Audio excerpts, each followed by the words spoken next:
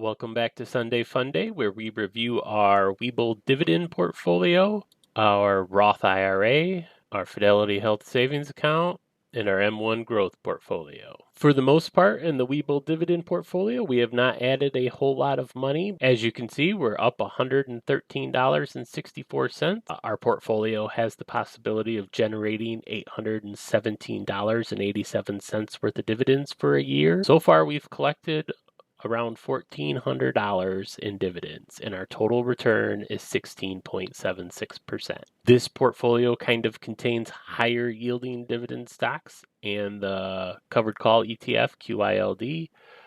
The main focus of this account is to generate cash flow and to be able to use our dividend money to reinvest the dividends within the account to create more dividend cash flow. For our Roth IRA, so far this year in 2023, we have not been able to add a single dollar into this account yet. The cost of everything at the moment and a couple of broken down appliances have put a kibosh to putting money into this account. But as you can see, we've fully funded our Roth IRA for 4 years now worth of contributions. So the total amount of money we've put in the account is $24,000. As you can see, it's currently worth $28,000. The account currently generates about $955 worth of dividend cash flow. So that's pretty exciting to me because this year you're only allowed to put $6,500 in there. So technically we're going to be putting about $7,500 in there this year. That's one way to get more money within your account is by reinvesting the dividends or to have ETFs or stocks that generate dividends, and that creates cash flow within your account. The total return of the account is 15.89%. So far it's doing pretty good.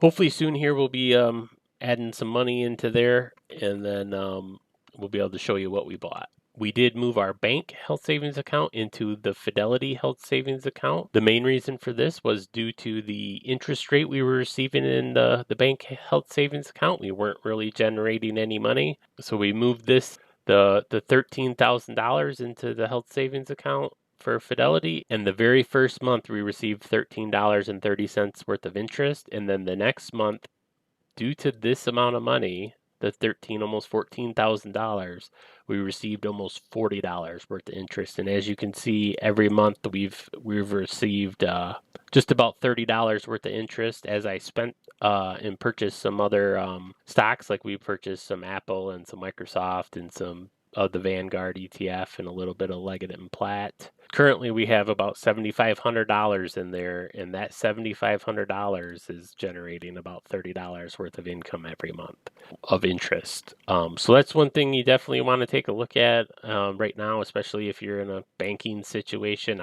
I would think risk-wise, there's no difference to me personally having my money sitting in a brokerage account versus a bank account due to the difference in interest. So if you had $100,000 in there, you can only imagine the amount of interest you would be receiving. This account generates about $600 worth of dividends, which averages to be $51 a month, which basically covers my high deductible health plan I have as far as my insurance premiums. So the thought for this is, as I get older, I'll be able to use my health savings account to pay for my insurance and my medical, and my medication. Hopefully, as the account grows, the monthly dividend income will grow, and that'll help pay for my premiums. The M1 Growth portfolio, as you can see, is up $45. We do not get any dividends from this account, so it's basically focused around growth. We took and bought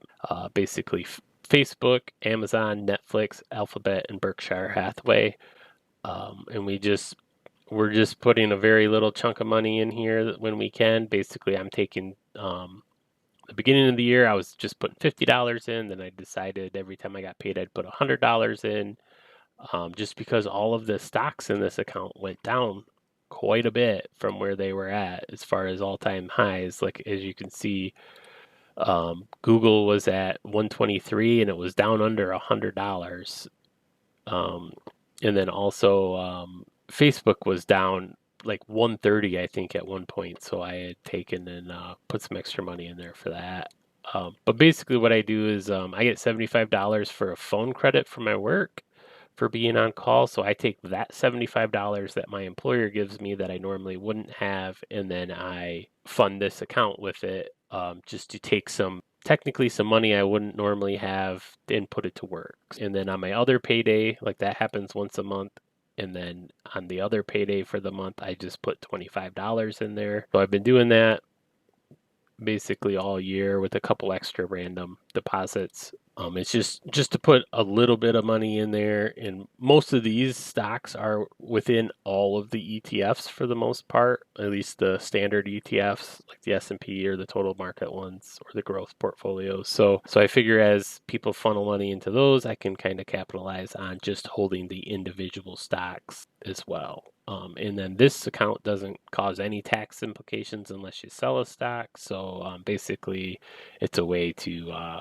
at the moment, generate growth within the portfolio without causing a taxable event. All of the accounts, we have this spreadsheet here to show all of the accounts. And as you can see, we're up about $3,000. The account's valued at about $60,000 right now. And then for the yearly dividend income, it generates about $2,385 a year for dividend income, which averages almost $200 a month. When I had first started doing this, my goal was to generate $1 a day. By the end of last year, we had hit that, and we're actually at about $6.50 a day. So that's pretty neat. And also, total dividends we received so far of the stocks we still hold is about $4,400 is about what we've generated.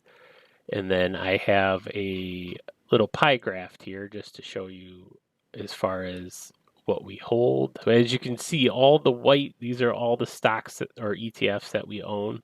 And the white is all tax-free money. So we basically have 75% or so of all of our invested capital in tax-free accounts. And then the rest of these are just in regular brokerage accounts. So that's one thing you definitely want to think about is making sure you're taking advantage of the tax-free accounts first.